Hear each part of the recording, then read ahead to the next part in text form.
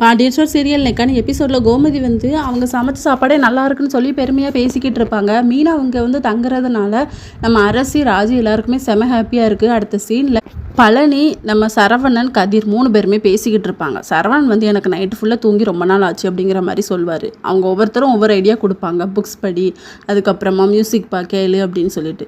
ஆனால் எதுவுமே எனக்கு செட் ஆகலை அப்படின்னு சொன்னதுக்கப்புறமா மெடிடேஷன் பண்ணு அப்படிங்கிற மாதிரி சொல்கிறாங்க.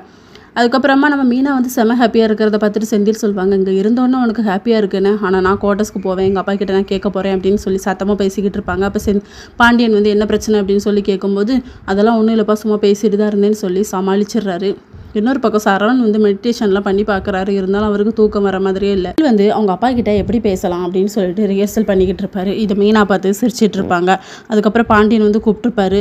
அப்பா அப்படின்னு ஏதோ சொல்ல வருவார். வண்டிலாம் ரெடி ஆகிட்டு உன் திங்ஸ் எல்லாம் எடுத்துகிட்டு இங்கே வந்துரு அப்படின்னு சொன்னதுக்கப்புறமா அவர் வந்து ஏதோ சொல்ல வருவார் செந்தில். ஆனால் கேட்குற மாதிரியே இல்லை பாண்டியன். இதோட இன்னைக்கான எபிசோட் முடியுது.